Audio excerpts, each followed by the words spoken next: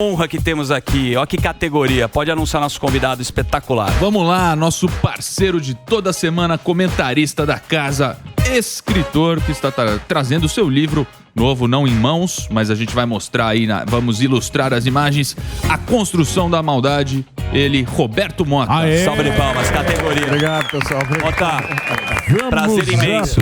Prazer, uma alegria sempre estar aqui com vocês. Cara, primeiro parabéns o sucesso que está fazendo aqui na emissora. Trabalho. A Jovem Pan aqui está crescendo pra caramba e os seus comentários chegou num ponto que você fala, você bate no Trending Topics. Inclusive hoje, nosso Gueré, que é roteirista, mostrou, pô, o Mota está em Trending Topics. Por que você, só pra gente já começar pra dar contextualizar, né? Pra contextualizar, por que você tá no Twitter e tá todo mundo falando da sua pessoa? Olha, eu acho que na verdade o assunto é a Jovem Pan, né? O assunto foi o episódio aí dessa semana aí, que a Jovem Pan foi colocada em evidência, pelo que eu acho que é uma combinação muito grande que a Jovem Pan tem de coragem e de inovação, e vocês são parte disso, né? A coragem é de dizer o que tem que ser dito e de apresentar diversidade de opinião de verdade mesmo, né? Aqui tem gente que pensa de um jeito, gente que pensa de outro. Gente que não pensa. E gente que isso aí tem em todo lugar, é o que mais tem. Tem. Mas não vou falar nome. E também pela inovação, né? A inovação da linguagem e a inovação nas mídias sociais, no meio digital. O que a gente está falando aqui, daqui a 10, 15 minutos já está nas redes sociais. Então, a Jovem Pan pegou todo mundo de surpresa. A velocidade é muito rápida, né? Mas hoje teve alguma coisa em especial? Então, ontem o Caio Coppola apresentou no programa dele... Boletim Coppola, daqui a pouco ele vem aqui também. Uma matéria, uma resposta a uma matéria que saiu atacando a Jovem Pan. Da Piauí, né? A Piauí fez uma matéria e aí... os dados públicos, né? Me corrija se está errado. Pegaram quanto que a Piauí, que é do Grupo Folha, e o Grupo Folha recebiam, atualizaram pelos valores de hoje e, assim, tornando a história curta, perderam muito dinheiro com a transição de governo. Na época do Lula, eles recebiam realmente dezenas de milhões, né? A Folha, eu acho que até centenas de milhões. Que o número começa em 200 milhões. O total, né? O total. Eu assisti a matéria, confesso, no Jornal da Manhã, por isso que você tá em Trending Top. Você deu o show na tua resposta. Basicamente, foi uma baita sacanagem que fizeram, tiraram do contexto a informação da Jovem Pan, e aí o Coppola falou, e aí também é uma premissa que o cara usa pra gente, mas não usam pra eles, e aí fica uma coisa que vira uma palhaçada, foi o que você comentou lá, né? Eu acho que isso aí tem basicamente dois aspectos, né? Um primeiro muito particular, que foi uma matéria que faz uma série de ataques. É uma mistura de desinformação, alguns ataques pessoais, né? Fofoca. Aquilo ali é tudo, menos jornalismo. Esse é um aspecto. O outro aspecto, que foi falado já hoje aqui muito bem, é o aspecto da liberdade de expressão. É a mesma tentativa de passar a ideia de que o debate público só é bom se tiver um fiscal. Tem que ter alguém que diga, isso você pode falar, meu filho, isso aqui você não pode falar. E as pessoas não percebem que a partir do momento em que você dá esse poder para alguém, você não toma esse poder de volta. Então hoje o cara está proibindo um discurso que você acha ofensivo. Amanhã o proibido vai ser você. Exatamente. Lembra o Ministério da Verdade do George Orwell, lá do 1984. Né? Mas nesse sentido, até foi um tema de ontem. Você tem por lei, isso é legítimo, o presidente pode perdoar pessoas, deixando pessoas que foram condenadas ou presas, a ficarem soltas. Na Constituição, Isso não é um perigo? Porque vamos supor que amanhã venha outro governo e tem um governo que gosta bastante de bandido e solta todo mundo. E aí? Tá na Constituição. A democracia está longe de ser um sistema perfeito. Ela é apenas o menos pior de todos. Sim. A Constituição é um documento feito por seres humanos falhos, com interesses políticos, em determinado momento.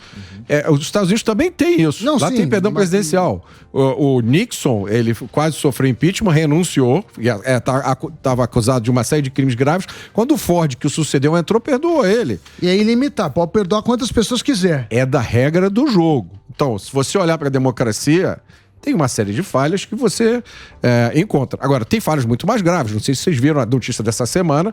Um chefe de tráfico do Rio de Janeiro tinha sido condenado a 38 anos de prisão. Já tinha sido preso várias vezes. É uma conhecida figura do Comando Vermelho. Foi solto por decisão judicial. E a juíza, eu falei ontem no programa, ela está certa e ela está errada. Ela está certa porque ela obedeceu o que manda a lei. Agora, ela está errada porque a nossa lei penal é um absurdo. Então, essa história do perdão presidencial, eu diria que antes da gente se preocupar com isso, tem 500 outras coisas, graves, né? Muito mais graves no nosso dia a dia. Entendi. Vai lá, Superman. Vai lá. Então, eu gosto muito do Mota porque ele consegue trazer temas, às vezes, complexos pro campo aqui de uma compreensão fácil das pessoas. E eu acho, Mota, e eu queria ouvir você sobre isso, né? Existe um consórcio midiático, existe um consórcio também desses institutos de pesquisa e as pessoas elas se tornaram mais céticas. Você vê esse movimento das pessoas desacreditando desses meios tradicionais de comunicação, passando a colocar até no convívio social delas o debate como uma premissa de duvidar do dado, de duvidar da informação que vem. E é por isso que eu não gosto desse negócio de se a autoridade falou, ela tem mais responsabilidade sobre o que ela falou, então ela tem que ser, de alguma forma, punida por isso. Eu vejo de outra forma, eu tenho mais medo como cidadão de ver todo o aparato, todo o sistema indo atrás do presidente Bolsonaro, tentando derrubá-lo. Eu falo, poxa, se eles podem fazer isso com o presidente, eles podem fazer isso com a gente também de maneira muito mais fácil. Sem dúvida. Nas regras do jogo da democracia, a expressão é livre. Quem segue a linha do conservadorismo clássico, por exemplo, e até, de certa forma, do liberalismo também, acredita que a liberdade de expressão é um direito natural. Ele não é dado pelo governo, é um direito com o qual você nasce, ele foi dado pelo seu criador. O governo não tem nenhuma autoridade para tirar esse direito de você. A liberdade de expressão, ela é regulada na medida em que você causa um prejuízo, né? Eu causo um prejuízo financeiro ao SAMI, né? Eu ofendo a honra do Zuckerman. E aí tem os remédios jurídicos, né? Você é especialista nisso, você pode ser processado por calúnia, por injúria e difamação. Acabou. Se eu quiser dizer que a Terra é plana, é meu direito. Isso não é desinformação, isso é mentira. Eu posso ser um idiota. Na democracia, todo mundo tem direito de ser idiota. Ninguém deixa você hoje ser idiota também. O cara quer ser um idiota, seja um idiota. Mas é que é o outro lado que você está falando. E aí, por que isso hoje virou tema da moda? Por que há 15 anos atrás ninguém falava nisso? Porque há 15 anos atrás não tinha rede social. Exato. Não tinha tia do Zap. Hoje em dia, uma tia do Zap bem informada, ela escreve um post que tem mais qualidade e mais audiência do que um editorial de um grande jornal. Perfeito. Você acha que a grande mídia vai aceitar isso de boa? Agora eu vou aposentar o meu diploma de jornalista, vou para casa, vou fazer jardinagem, aeromodelismo, vou lutar karatê. Não vai, a gente tá vendo muito destaque de pessoas da internet que falam sobre política e hoje bombam pra caramba e dão mais audiência até que grandes jornais. Agora, você tava falando disso e é uma coisa que a gente sempre discute aqui. Quem que vai mandar? Porque a gente gosta, o Sam é do Vale do Silício. Conhece todo mundo, Zuckerberg, investidor de startup. Do Vale da Silica. Vale da Silica é bom também. Vale da Silica. Agora ele tá. Mas a gente parou de...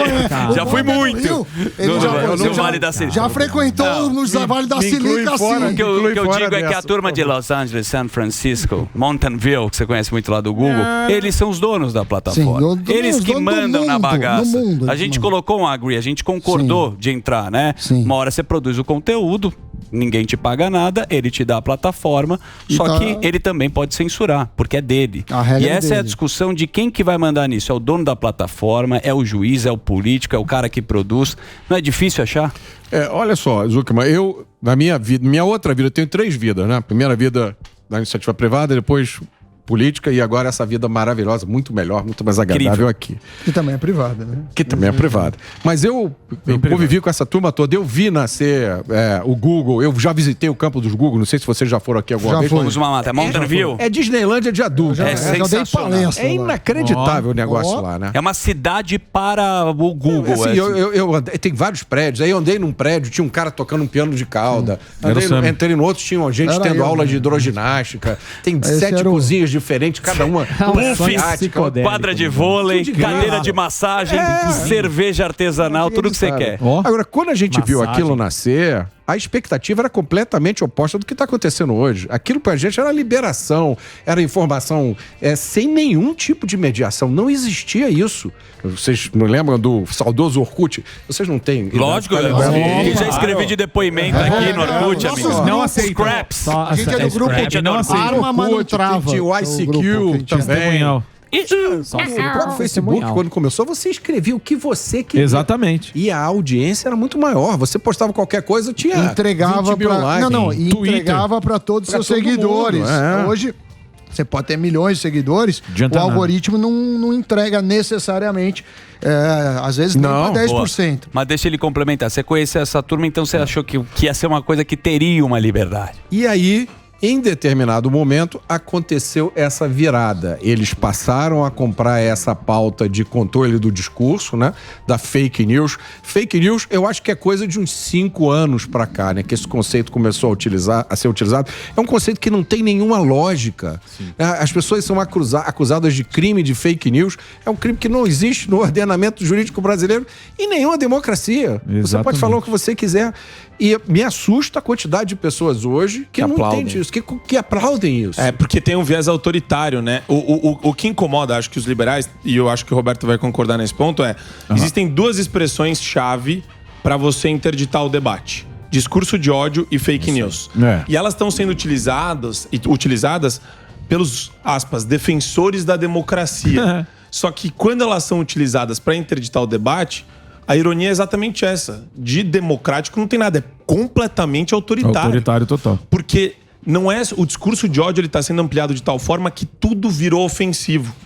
E esse é um medo gigantesco para quem quer fazer, por exemplo, um debate acadêmico sério, uma provocação humorística. Exato, qualquer coisa que envolve um mínimo de ofensa, esse pessoal já vira e fala: você tinha que se colocar no lugar de fala da pessoa, você está promovendo ódio entre grupos sociais e classes. É autoritário, né? É completamente autoritário, né? Na verdade, só um contraponto, né? Nenhuma ofensa. Quando você levanta um contraponto, aí pronto. Já, não, você não concorda comigo. Viu a candidata, né? Mas eu queria pegar esse tema e outra coisa que está aqui na pauta, que é o sistema da democracia que você falou. É o menos pior, então concordo.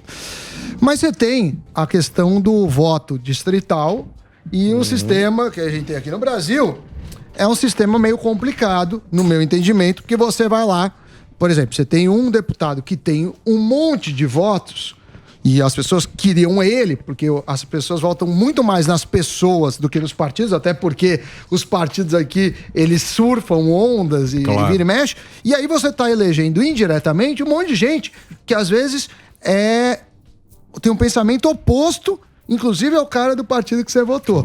E aí, como é que faz? A gente deveria mudar? Não deveria? Ainda esse sistema você acredita que é o mais justo? Eu não gosto do nosso sistema. Isso é um fato, eu já participei de 2 campanhas políticas como candidato. A maioria das pessoas não entende como o sistema funciona. Sim. Não entende. Se parar as pessoas na rua, 95%. Também. Não, mas é isso mesmo. O que acontece? Um partido lança um número de candidatos. Sim. E aí você conta os votos recebidos por todo esse grupo de candidatos. Sim. Esse total de votos dá o número de cadeiras que o partido conseguiu. Então, vamos dizer que esse partido inteiro conseguiu 10 cadeiras. E aí você pega a ordem dos votados e vai. O primeiro, segundo, terceiro, vão preenchendo aquelas cadeiras. Então, o primeiro pode ter tido 2 milhões de votos. E o resto o zero. Segundo, 50 mil. O terceiro, 10 mil. Né? Agora tem um limite inferior. Antigamente não tinha. Então, o cara tinha 10 votos... Podia entrar. Agora tem um limite inferior, mas que melhora, mas não elimina esse problema. Eu prefiro o sistema distrital, que é o que vigora nos Estados Unidos. Como é que funciona? Lá, você divide o estado em distritos. Então, por exemplo, pega lá o teu bairro e mais 2 bairros vizinhos, e aí naquele distrito, cada partido lança um candidato só. E acabou. E o que o mais votado é eleito. Então, não tem essa dúvida. Você diz, aqui na minha região ganhou fulano de tal. E mais uma vantagem, você em vez de hoje para deputados federais, eu acho que concorre nessa eleição no Brasil inteiro 10 mil candidatos, para deputado estadual são 15 mil. Então, se vocês vão ter que escolher entre deputado estadual e federal, se vocês fossem analisar... isso é no Brasil inteiro, mas em São Paulo eu estou estimando que deve ser uns 1.500 para estadual e no mínimo a mesma quantidade para federal.